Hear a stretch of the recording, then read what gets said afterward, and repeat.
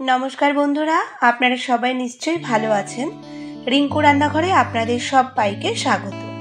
बंधुरा आज आमी आपनादेर तैरी करे देखाबो झाल झाल शुकनो आलू भेंडी रेसिपि। एटा डाल भातेर पाशापाशि रुटी परोटार साथे खेतेও भीषण भालो लागे। खूब सहजे एबं कम समय एटा करा जाय। आशा करी बंधुरा आपनादेर भीषणই भालो लागबे, ताई आमार साथे शेष पर्यन्त थाकार अनुरोध रइल।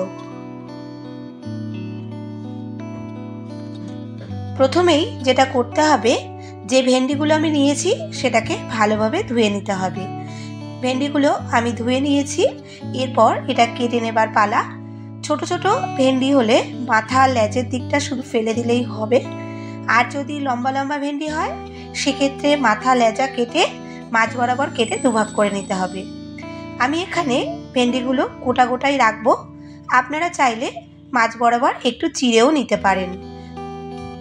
সাথে নিয়েছি দুটো মাঝারি মাপের আলু।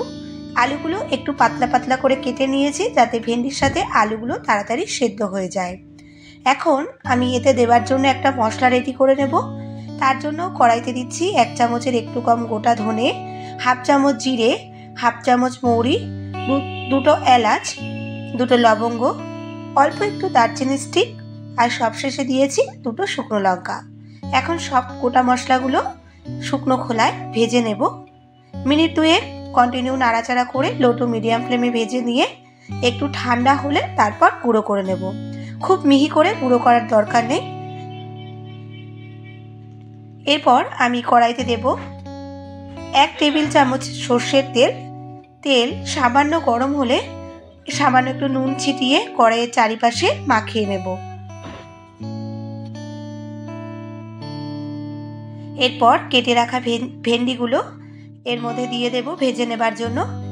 তবে গ্যাসের ফ্লেমটা এখন লো টু মিডিয়াম করে রাখতে হবে, নইলে ভেন্ডিগুলো বাইরে থেকে পুড়ে যাবে আর এটা প্রপারলি সেদ্ধ হবে না। মোটামুটি এখানে আমি 5-7 মিনিট ধরে ভেন্ডিগুলো লালচে মতন করে ভেজে নিচ্ছি।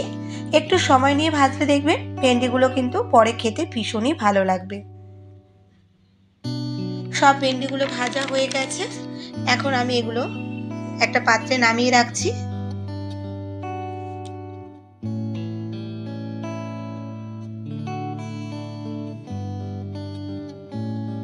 এখন আমি কড়াইতে দিচ্ছি 1 টেবিল চামচের মতো সর্ষের তেল। তেল গরম হলে ফোড়নে দেব 1/2 চামচ কালো জিরে। 5-7 সেকেন্ড ধরে ভেজে নিয়ে তারপরেই আমি এর মধ্যে দেব কেটে রাখা আলুগুলো।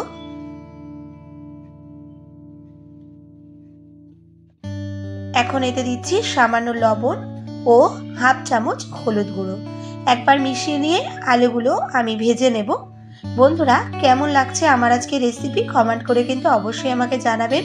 আর আবার যেসব বন্ধুরা এখন আবার চ্যানেলটি সাবস্ক্রাইব করেননি তাদের কাছে আমার রিকোয়েস্ট, আপনারা আমার চ্যানেলটি সাবস্ক্রাইব করে আমার পাশে থাকবেন এবং পাশে থাকা বেল আইকনটি ক্লিক করে দেবেন যাতে আমার পরবর্তী ভিডিওর নোটিফিকেশনটি আপনার কাছে সবার আগে পৌঁছে যায়। দেখুন বন্ধুরা আমি আলুগুলো এখানে 80% মতো ভেজে নিয়েছি এবং খুব সুন্দর লালচে লালচে করে ভাজা হয়েছে। তারপর আমি এর মধ্যে দিয়েছি একটা বড় সাইজের পেঁয়াজ কুচি ও একটা বড় সাইজের টমেটো কুচি। এটা দিয়ে নাড়াচাড়া করে এখন আমি একটু ঢাকা চাপা দেব আর এইভাবে রান্না করব যাতে টমেটো এবং পেঁয়াজটা খুব ভালোভাবে সফট হয়ে আসে। 5 মিনিটের মতো আমি এটা ঢাকা চাপা দিয়ে রান্না করেছি একদম লো ফ্লেমে। আর দেখুন টমেটো পেঁয়াজ অনেকটাই সফট হয়ে এসেছে। এখন আমি এর মধ্যে দিচ্ছি আগে থেকে ভেজে রাখা ভেন্ডিগুলো দিয়ে আবারও একটু মিশিয়ে নিচ্ছি।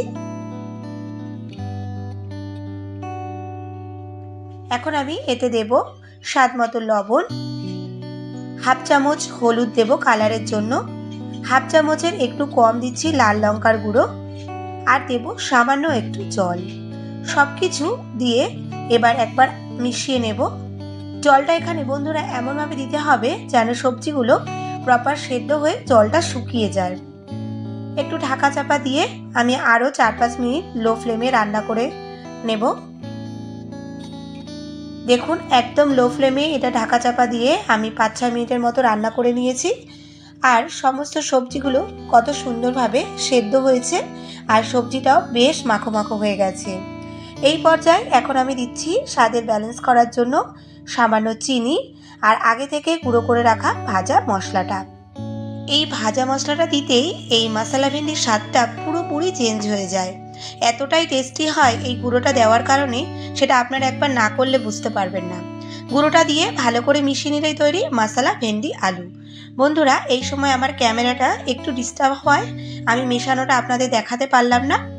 ভাজা মশলাটা দিয়ে শুধু মিশিয়েই আমি নামিয়ে নিয়েছি। এখন এটা আমি সার্ভ করছি। আর দেখুন বন্ধুরা, এটা দেখতে কতটা লোভনীয় হয়েছে, আর অনেকটা সহজও কিন্তু এটা তৈরি হয়ে যায়। রুটি, পরোটা, ভাতের সাথে খেতে এটা ভীষণই ভালো লাগে। আশা করি আপনাদের আমার আজকে রেসিপি অনেক ভালো লেগেছে।